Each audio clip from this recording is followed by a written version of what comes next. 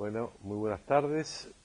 Muchas gracias por estar nuevamente presentes en esta que es la sexta sesión del seminario de discusión del Departamento de Estudios Internacionales. En la tarde de hoy vamos a tener la intervención de un colega muy cercano y muy querido, que es profesor de Historia del departamento nuestro, pero a su vez es el coordinador del Departamento de Estudios Judaicos de la Universidad. Eso le da un particular interés porque tiene una visión no solo departamentalizada de la academia, que es uno de los dramas que suele haber en nuestra profesión. Y como cabría esperar de alguna manera, la temática que va a abordar David Telias es la singularidad de la Shoah en el siglo de los genocidios, especulaciones sobre el rol del Estado. Creo que sin más le dejamos la palabra a David para poder después iniciar las discusiones del caso.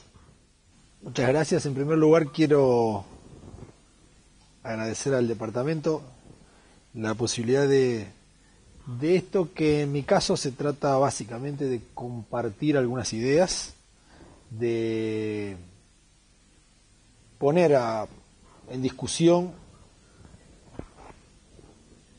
algunas ideas teóricas que no son más que lo que se recoge de alguna bibliografía y algunas otras que no están explícitas, por lo menos en la bibliografía más accesible, más común, sobre las cuales quiero, como dice el título, especular en alguna medida.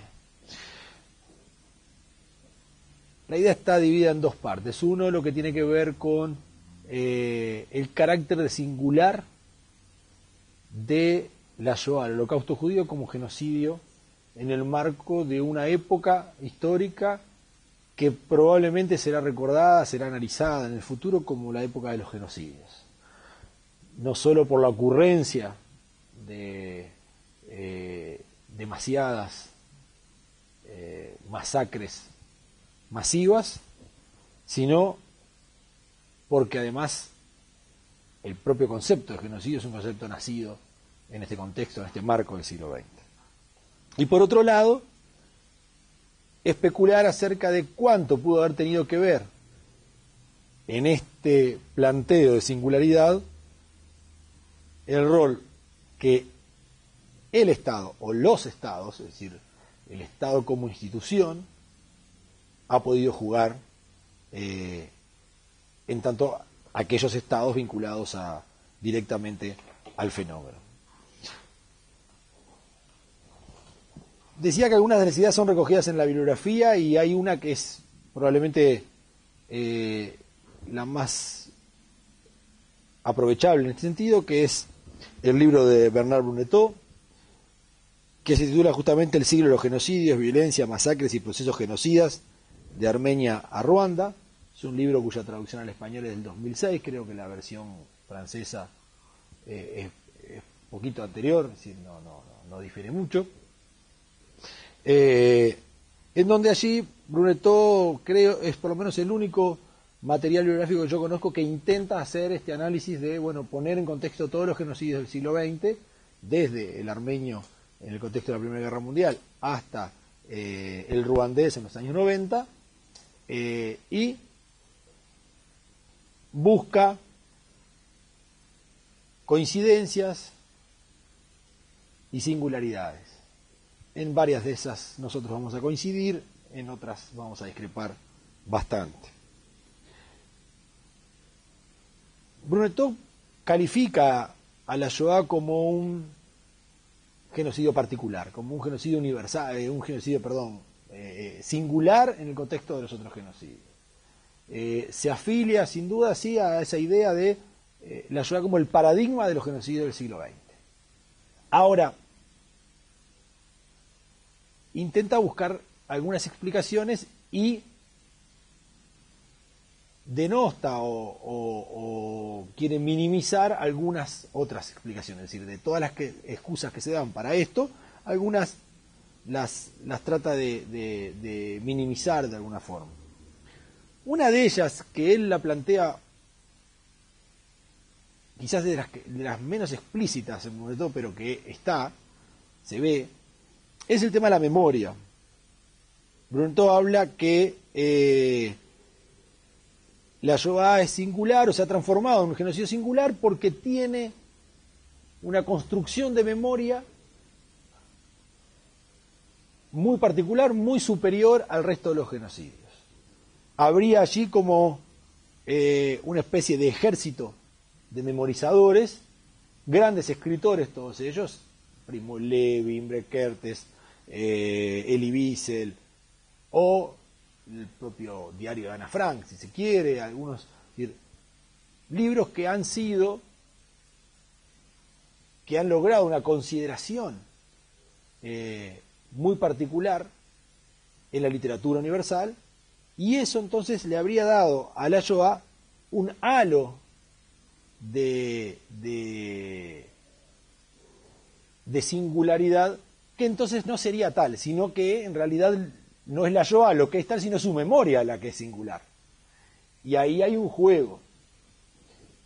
Yo no estoy de acuerdo ya con esta afirmación, es decir, no estoy de acuerdo con que lo singular de la Shoah sea los memorizadores, sino en todo caso hay que tener en cuenta que esos memorizadores son testimonios de lo ocurrido y que no, y esto por supuesto está más que demostrado, no hacen más que relatar la verdad, y que esa verdad es diferente de las otras verdades.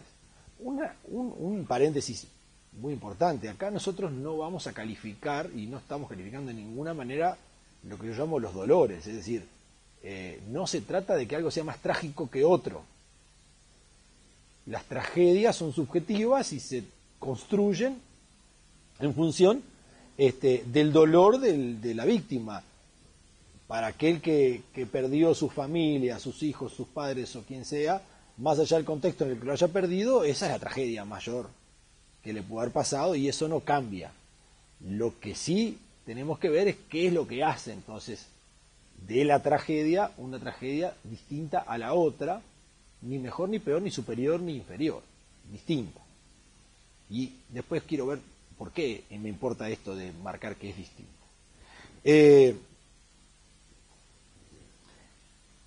Decía, el punto es que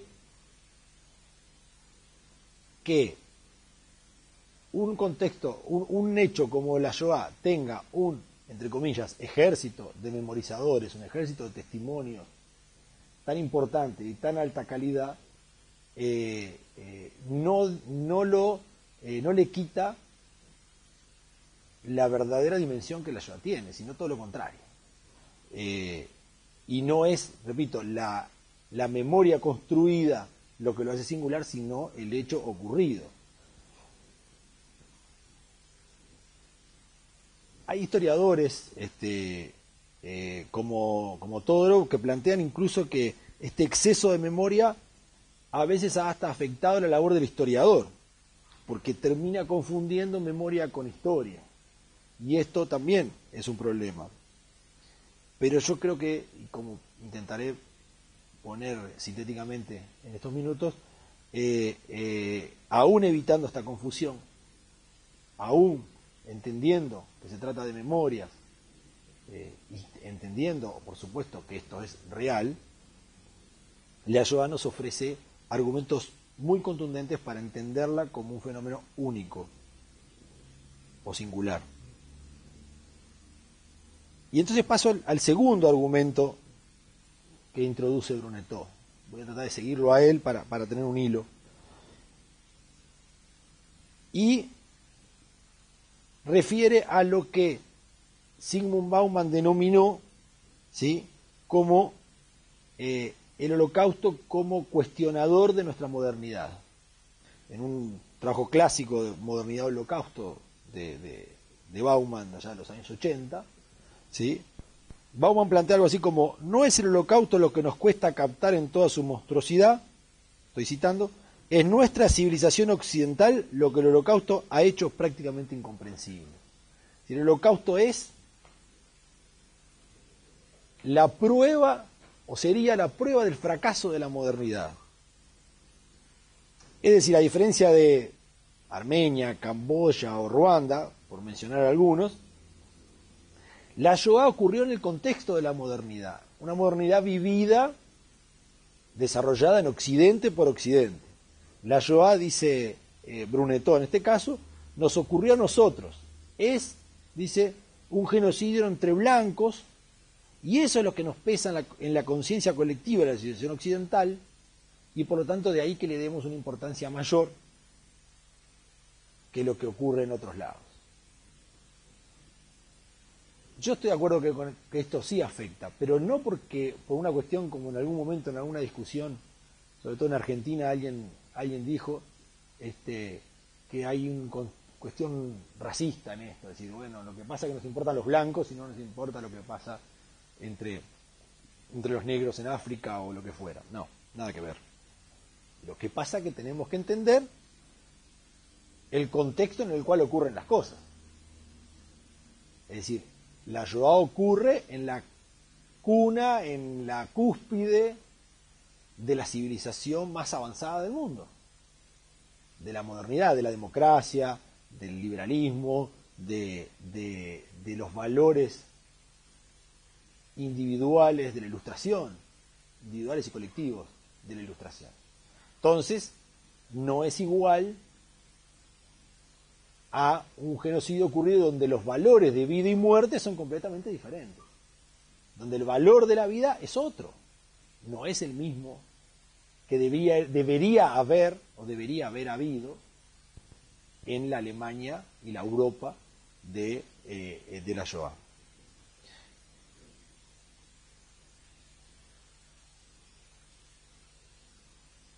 Esto, y acá cabe un paréntesis, no implica, quiero ser claro también en esto, no implica que hablar de la singularidad de la Shoah, como algunos lo plantean, implica no poder compararla con otros genocidios. No, por supuesto que hay que compararla. Si no la comparamos no vamos a saber cuáles son las diferencias. Eso está claro, y no es que la Shoah no sea comparable. En todo caso, no es equiparable, que es distinto. No se puede decir que todo es lo mismo. Tenemos que ver qué similitudes y qué diferencias hay entre cada uno de ellos. ¿Sí?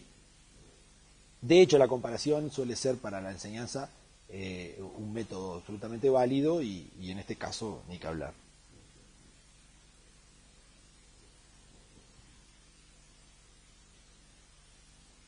Volviendo a los argumentos que tienen que ver con la unicidad o singularidad de la Shoah, el que para mí es probablemente más importante es el de la ideología. Y allí hay un autor que para mí es clave, que probablemente es el número uno en temas de historia del Holocausto, historia de la Shoah, que es Yehuda Bauer, el israelí, en donde él dice esto muy sintéticamente. Dice: ningún genocidio se basó en forma tan completa en mitos, en alucinaciones, en una ideología abstracta y no pragmática. Y aquí tenemos una diferencia. Brunetó analiza esta frase también, pero para mí la interpreta mal. ¿Sí? Él intenta demostrar que también en el accionar nazi hubo pragmatismo. Claro, también los nazis supieron aprovechar la mano de obra judía para sostener determinados elementos de producción y de productividad en guetos, campos. También supieron, por supuesto, requisar las riquezas que estaban disponibles, abrir tremendas cuentas en Suiza y que hasta el día de hoy están en discusión, etcétera. Pero no ese es el punto al que se refiere Bauer. Bauer se refiere a la motivación para llevar adelante el genocidio. En la Shoah no hay una motivación material concreta.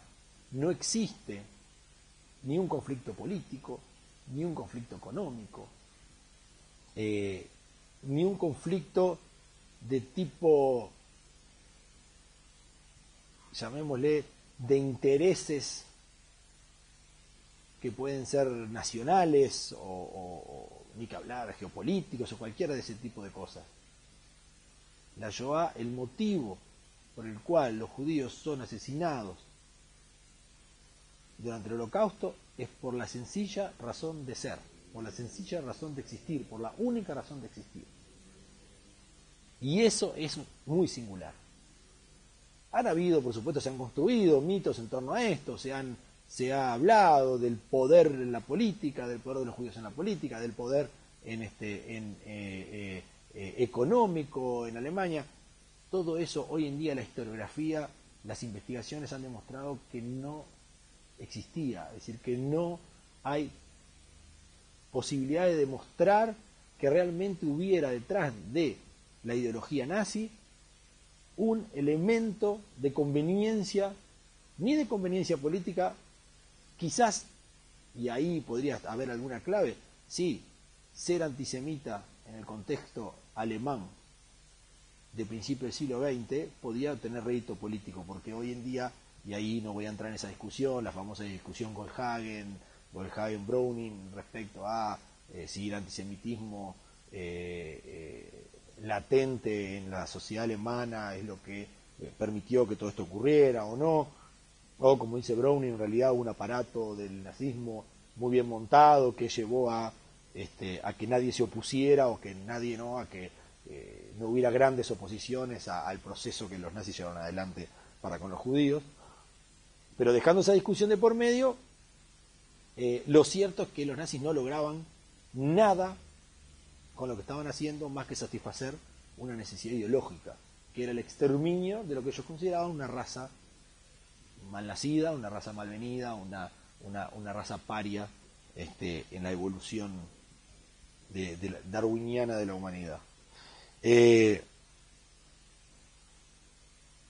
Brunetó compara esto con el tema de que también, en el caso, por ejemplo, de los soviéticos, en el periodo soviético también hubo más de una masacre sin justificación, sin verdadera, simplemente por la sencilla razón de generar terror o cosas por el estilo, es decir, y más ideológica que concreta, es decir, de Stalin o en su momento Khrushchev o quien fuera, no conseguía un objetivo concreto al de repente atacar, hacer que una aldea fuera arrasada o algo por el estilo, pero indudablemente no tiene nada que ver con el hecho de que, o no es equiparable al hecho de que para los nazis la eliminación, el exterminio del último judío que hubiera en el mundo era un objetivo en sí mismo. Y esto no tiene, es decir, no es como decía, equiparable con hechos puntuales que pudieron haber ocurrido en el contexto de una circunstancia de violencia, de acción llevada adelante por motivos políticos y demás, y que en ese contexto se va. También los japoneses en China, en su invasión en el 37, se hicieron desastres y se abusaron de la población y masacraron poblaciones en forma absolutamente irracional, pero el motivo de entrar y de atacar y de invadir era un motivo imperial, conquistar territorio, y en ese contexto las huestes militares se descontrolan y generan claro que no sin racismo, no sin una visión del otro como un ser inferior, pero no hay un plan sistemático de llevar esto hasta el final.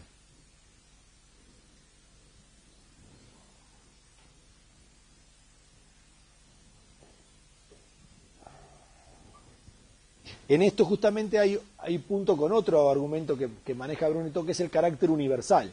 Si se dice esto justamente que yo decía hoy, el plan nazi implicaba la eliminación del último judío que hubiera en la faz de la tierra. Primero fue la liberación de Europa, de judaizar Europa. Después iba a implicar dejudaizar todo aquel espacio que el Reich pudiera controlar, en Europa o fuera de Europa. Entonces ahí Brunetó plantea que también el comunismo en su forma se planteaba como una visión universal, y entonces Dice, se puede argumentar que el proyecto bolchevique, estoy leyendo una cita de Brunetto, dice, de eliminar a las clases condenadas por la historia se reprodujo con diferencias de intensidad debidas a las circunstancias y el equilibrio de fuerzas en todos los países conquistados por un partido comunista, de la Europa del Este a China y Camboya. ¿Sí? Claro que sí. Pero es muy distinto. Porque ahí es distinto en tanto, en primer lugar, estaba previsto para aquellos lugares donde el comunismo se asentara y no había una aspiración real de que el mundo entero se transformara en comunista. Eso es cierto. Pero además, la clave probablemente esté en la propia frase de Brunetto cuando dice, se reprodujo con diferencias. El plan nazi era sistemático e igual. Es decir, no era lo mismo cómo actuaron los comunistas camboyanos a cómo actuaron los comunistas chinos a cómo actuaron los comunistas soviéticos. La consideración que tenían para con el enemigo era muy diferente, dentro de ciertos parámetros, pero tenía su diferencia. En cambio, el plan nazi era un plan sistematizado que se comportaba y se comportaría de la misma manera en cada espacio que el nazismo fuera avanzando. Otro elemento interesante para analizar es el tema del papel jugado por los niños, que tiene que ver también con esto otro de la universalización o llevar el exterminio hasta el total. ¿Sí? Para el nazismo los niños eran un objetivo en sí mismo. Tenían un tratamiento especial de eliminación de los niños. Esto, salvo algunos episodios, como por ejemplo, por cuestiones culturales, como por ejemplo en Camboya, en donde por cuestiones culturales la familia tenía que morir toda junta, o se dice, y hasta ahora yo no he podido, por lo menos intenté incluso buscar en los últimos días evidencia al respecto, hay algunas denuncias sobre que en Sudán habría habido una persecución y actos específicos contra niños en este conflicto de Darfur y demás, pero hay denuncias, pero no todavía, por lo menos no hay confirmación de las denuncias, no hay evidencia que esto haya pasado realmente.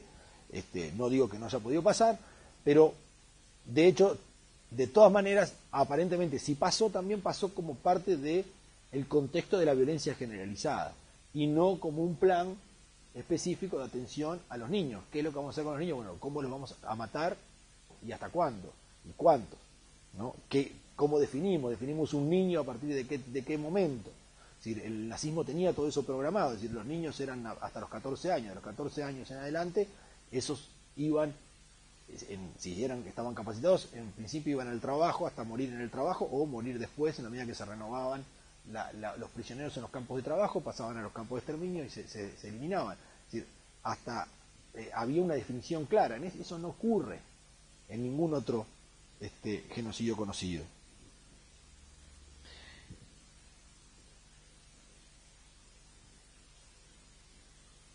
Y el siguiente argumento tiene que ver con la industrialización. La Shoah es, por definición, la industrialización de la muerte. Es el plan industrializado, es decir, crear el aparato, la estructura, la infraestructura necesaria, pensada para exterminar un pueblo. Eso tampoco, por suerte, lo hemos vuelto a ver, no se había visto antes, y quizás no se había visto antes porque en el caso de los turcos, bueno, no tenían la tecnología, las técnicas todavía.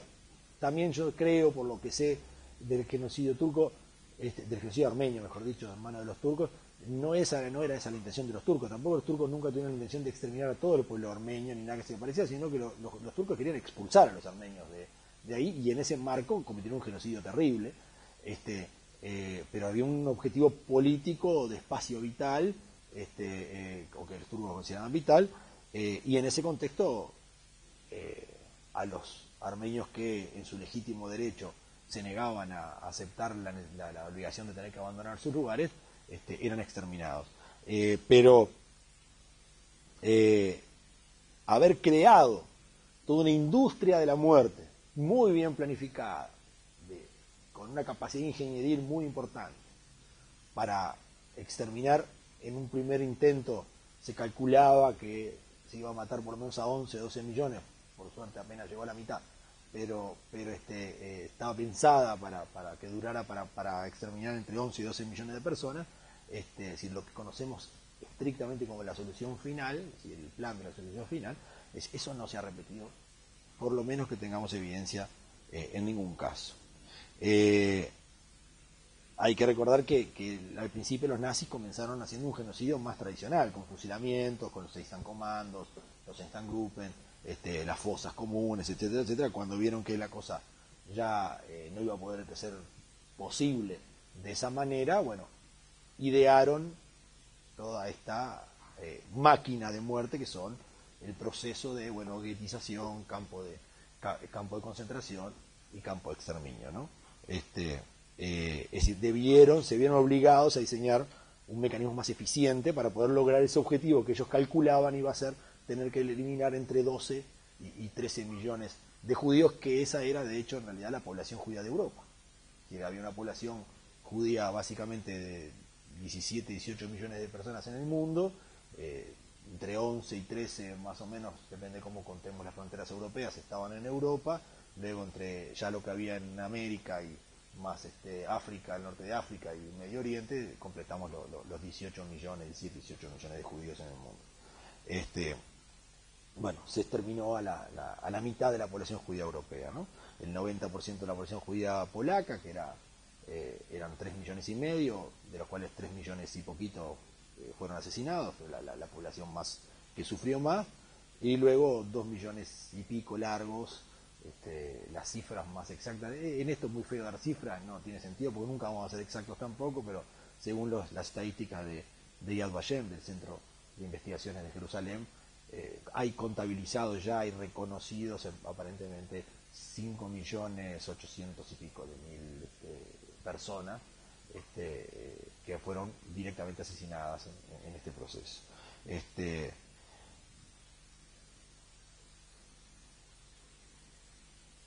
Dice, para terminar con esta parte, dice Brunetó, el genocidio judío no tuvo precedentes, por último, porque el régimen que lo perpetró, el Tercer Reich, tampoco los tuvo. La ideología y objetivos de su fundador y sus dirigentes hicieron del nacionalsocialismo la tentativa más radical de cambiar el mundo occidental, surgido de los principios igualitarios del judío-cristianismo, el humanismo y el renacimiento, del progresismo y el universalismo y la ilustración. En resumen, de todo lo que compone la herencia común de millones de europeos y americanos. El judío, encarnación viviente de esa herencia, era una metáfora de la civilización maldita, una imagen de la intelectualización del mundo a la que la Alemania nazi pretendía oponer su religión de la naturaleza. Esta sentencia final de Brunetó tiene sus críticas también, ¿no? Es decir, ¿hasta dónde el comunismo stalinista no fue también una reacción al liberalismo y la ilustración? No obstante, hay diferencias. La reacción contra la ilustración del nazismo y del estalinismo son distintas. Este último, el stalinismo, ¿sí?, es una derivación del marxismo, obviamente. Aunque crítico, no dejó de ser racional e ilustrado. Y propone un mismo fin, la reivindicación del hombre como el centro del universo, pero el hombre en colectivo frente al individualismo burgués, liberal y capitalista. No pretende destruir la ilustración, sino reformarla, sino cambiarla, hacer una ilustración más justa, digamos, más en términos de quienes lo apoyan. El nazismo, a diferencia de esto, reacciona desde el origen, representa y se propone, la ilustración, reacciona, digo, desde el origen contra lo que la ilustración representa y se propone destruirla totalmente, propone volver a un periodo preilustrado. Los judíos emancipados son la encarnación viva de esa ilustración. De hecho, la emancipación de los judíos fue una discusión muy fuerte entre los ilustrados en la Revolución Francesa, qué hacer con los judíos, en la enciclopedia, donde en definitiva se decidió no permitir a autores judíos que participaran de la enciclopedia. En fin, la emancipación judía representaba esa ilustración.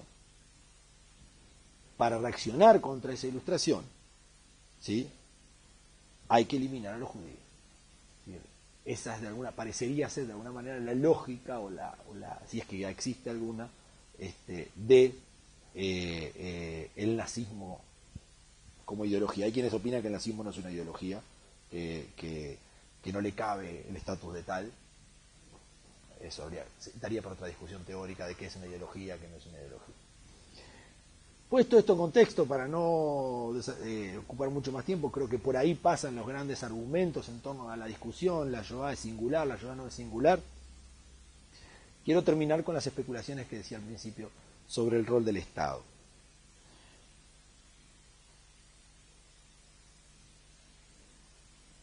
Yo creo particularmente, y esto, repito, es una especulación personal, que el papel que han jugado los Estados, y sobre todo el Estado de Israel y el Estado alemán,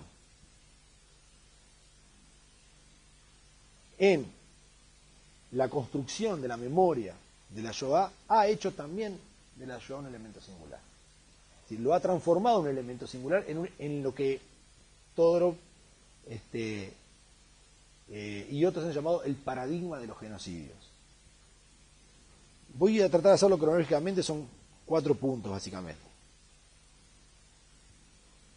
Primero, el rol del Estado obvio en lo que tiene que ver con el Estado germano devenido en nacionalsocialista alemán. O sea, obviamente, el Estado culpable del genocidio, el Estado que perpetra un genocidio. Este es, en esto no es singular, porque también podemos hablar del Estado turco persiguiendo a los armenios, pero más allá de las diferencias de consolidación estatal, digamos, o lo que fuera, lo cierto es que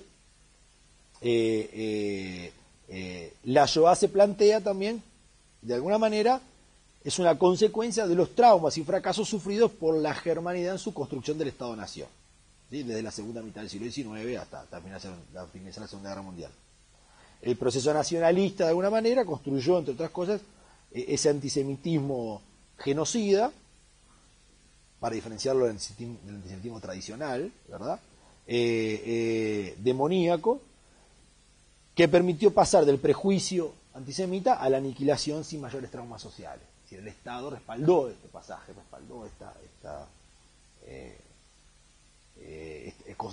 construyendo, en su construcción nacionalista, fue construyendo ese antisemitismo muy particular. Anoche en esta misma facultad presentábamos un libro que se titula Richard Wagner, Los nazis y el Estado de Israel, Triángulo de Infamia, Wagner, los nazis e Israel, es el título correcto, donde el autor analiza allí varios debates en torno a la figura de Wagner, pero ahí vemos cómo Wagner, que se transforma en un ícono de la cultura alemana del siglo XIX, es un profundo, furibundo antisemita, pero no antisemita tradicional, sino que es fundador del nuevo antisemitismo, el antisemitismo genocida. Wagner escribe: a los judíos hay que aniquilarlos, es decir, no se trata ya de convertirlos, como planteaba el antisemitismo tradicional cristiano, sino que la única solución es aniquilarlos, ya en 1850. Después, por supuesto, en una segunda etapa, el rol del Estado totalitario nazi como ejecutor del genocidio, es decir, y estableciendo entidades estatales propias para llevar adelante este proyecto. Y esto no lo diferencia mucho de otros genocidios tampoco. Hay un tercer aspecto que es muy importante y que de esto es una lección de alguna manera de la Shoah, que es el rol de los otros estados, en tanto la Shoah fue posible porque nadie estuvo dispuesto a hacer nada para que no ocurriera. Una muy famosa frase de Albert Einstein, que por algo habrá sido la mente más brillante del siglo XX, que decía: el mundo no es malo por los que hacen el mal, sino por los que se sientan y dejan que pase. Y eso fue lo que pasó fácticamente en la conferencia de Evian de 1938, donde todos los estados le dijeron, ante la convocatoria de Roosevelt, una convocatoria un tanto hipócrita, si se quiere, porque él convocó, pero él tampoco ofreció su ayuda, convocó a ver si los demás estaban dispuestos a ayudar, para a lo que en aquel momento era atender a los refugiados alemanes que salían, léase entre comillas, a los judíos, que estaban escapando del avance del nazismo, y ningún estado dijo: yo puedo recibirlos, que vengan, yo les doy visa, sacando la honrosa excepción de Bolivia, que ahí ofreció 100.000 visas y hasta 100.000 visas, pero en determinadas condiciones, en las cuales la mayor parte de los judíos alemanes no cumplía. Por lo tanto, fue muy poca la cantidad de judíos alemanes que llegaron en realidad a Bolivia para de ahí saltar a otro lado. En realidad, muchos vinieron para esta zona del mundo, y otros de Bolivia salieron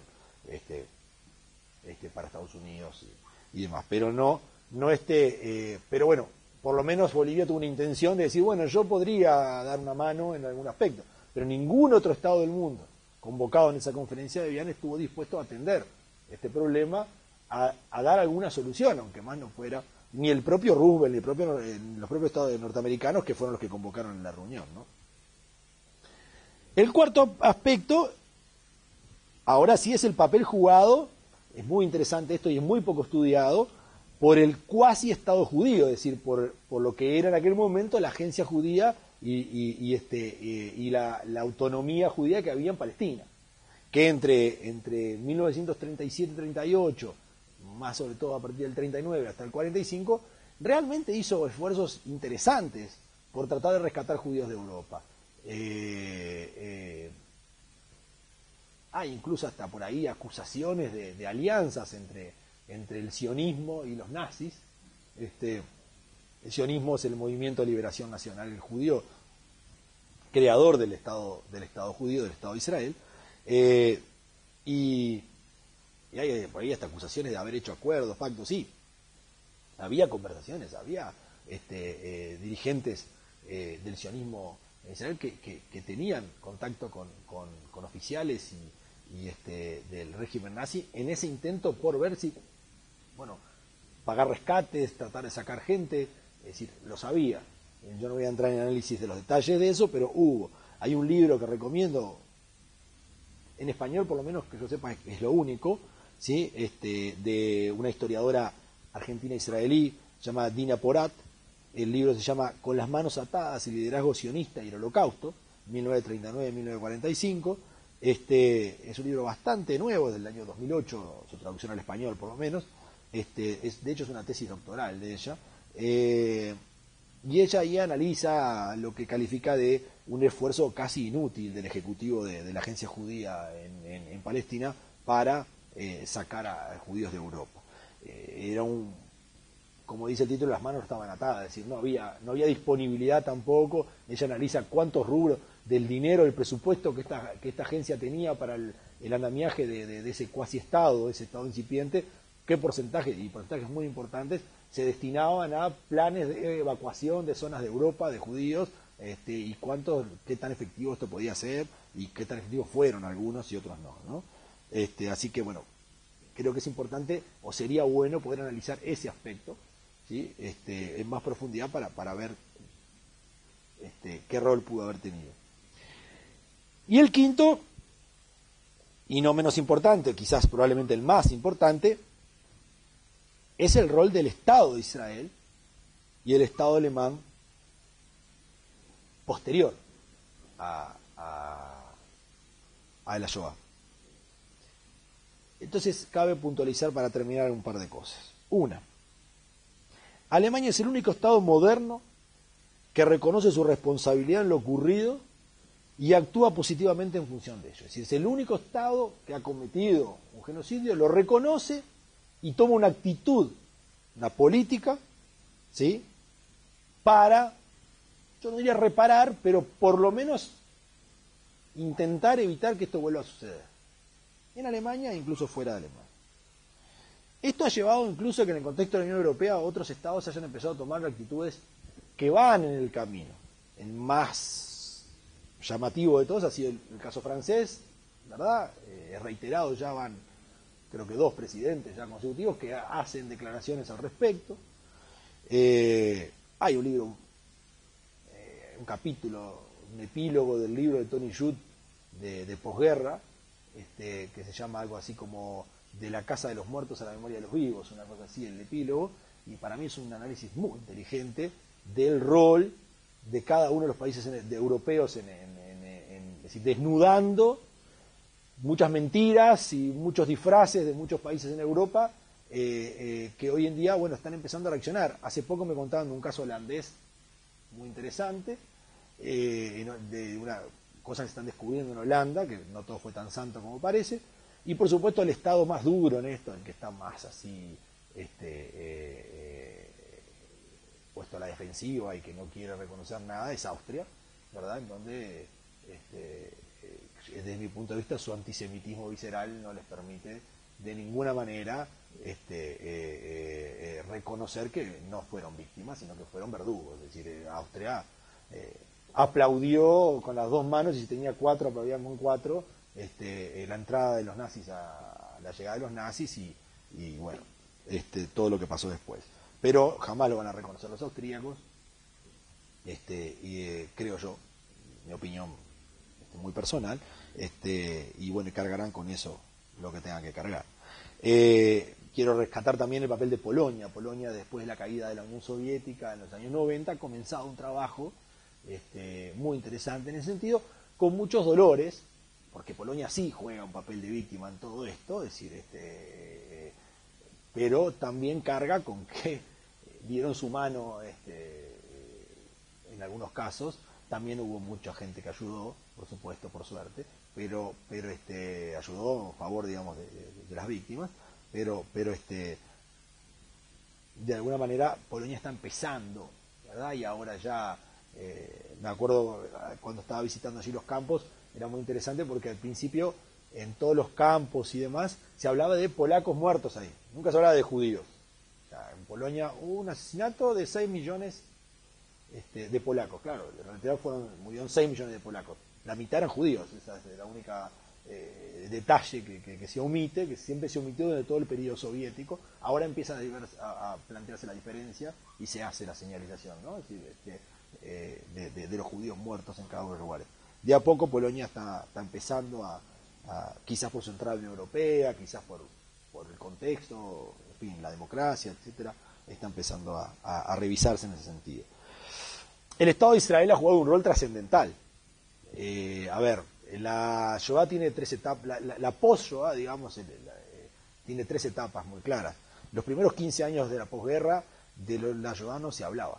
En los juicios de Nuremberg, el tema del holocausto no fue tocado, es decir, no se habló de las víctimas judías ni de las víctimas prácticamente de que hubiera ningún plan en ese sentido. Los testimonios de los no militares en los juicios de Nuremberg se cuentan con las manos. Era un juicio a militares por crímenes de guerra, en general, dentro del contexto era lo que la legislación de crímenes de guerra en ese momento permitía. No estoy diciendo que esto estaba bien o estaba mal, pero eso es lo que pasó. Ahora, cuando Israel en el año 60 captura al criminal nazi en Argentina, Adolf Eichmann, lo lleva a Israel y se da el juicio en Jerusalén que termina con la horca de Eichmann en Jerusalén, la cosa cambia completamente. Cambia primero porque Israel pone, con esta actitud, apoyada por Alemania, eso ya está más que reconocido, es decir, de hecho fueron los alemanes los que le entregaron a Eichmann a Israel, los alemanes le dijeron, es él, ahí está, agárrenlo, llévenselo, y ahí vino el Mossad, se lo llevó, está más que reconocido. Ben Gurión, en el momento, el primer ministro de Israel, llama al canciller alemán, le dice, ¿se lo llevamos para ustedes o lo tenemos? No, llévenselo ustedes, yo acá no lo quiero. Y se lo llevaron para Jerusalén. Es decir, y ahí vino el juicio, y más allá que el final del juicio era más que conocido, lo cierto que el fiscal que se hace cargo del juicio toma una estrategia absolutamente, quizás para muchos inesperada, pero que tiene un efecto brutal, que es la de basar el juicio en testimonios. Son 104 testimonios de sobrevivientes, uno atrás de otro, que se escuchan durante meses, y entonces pone la palabra de los sobrevivientes arriba de la mesa. Esto era algo que a Israel no le gustaba en ese momento. El Estado de Israel se había construido con la leyenda de que los judíos habían ido a la muerte como ovejas al matadero, según la famosa carta del líder de la revolución del gueto de Varsovia, Mordejai Anilevich, en donde dicen no tenemos que seguir yendo como ovejas al matadero, hay que rebelarse, hay que pelear. Y entonces los sobrevivientes, los cientos de miles de sobrevivientes que estaban viviendo en Israel, era gente que estaba callada. De hecho, la estructura israelí estaba construida, si uno mira donde está el centro recordatorio, es decir, donde está Yad Vashem, el museo y centro más importante sobre el holocausto del mundo, estaba hecho en la ladera de una montaña y arriba está el cementerio de los héroes de la patria, es decir, el cementerio de los líderes sionistas. La idea era justamente eso, es decir, esto hay que recordarlo, pero es una humillación. No nos puede volver a pasar esto. Tenemos que tener un Estado fuerte, militarmente poderoso, en un contexto de guerra, por supuesto, en un contexto de enemistades, en donde esto no nos vuelva a pasar. Cuando el fiscal de la causa, en el caso de Eichmann, pone a los sobrevivientes en la primera plana, la sociedad israelí se conmovió. Y a través de ella también se conmovió gran parte del mundo, y empezó a ver el holocausto de otra manera. A partir de ahí empieza toda una serie. En ese mismo momento se publica la primera gran investigación historiográfica sobre el holocausto, que es la obra de Raúl Hilbert, La destrucción de los judíos europeos. El papel de Hannah Arendt en el juicio, que tiene que ver con ese libro, porque ese fue prácticamente el único libro con el cual ella se basó para tener un panorama histórico de lo que había pasado, y entonces por eso patinó bastante en sus definiciones sobre lo que había pasado y en los juicios que hizo de valor. Y a partir de ahí, el Estado de Israel, en asociación con el Estado alemán, comienzan una serie de planes, de proyectos incluso en conjunto. También eso tiene que ver con el acuerdo, el convenio entre estos países que establecen relaciones diplomáticas en los años 50 y demás, que ponen a la Shoah como un tema en la primer línea de investigación de las universidades y de Europa.